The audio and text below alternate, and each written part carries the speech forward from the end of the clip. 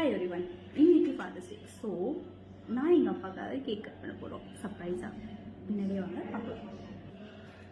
So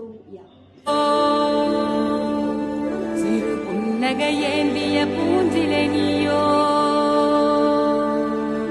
அந்த வான இருக்கும் வரையிலாவோ வெளியா நான் இருப்பேன். உன்னை அல்லும் பகலோ காத்திடவே கருமாரியா மாறி நிற்பேன்.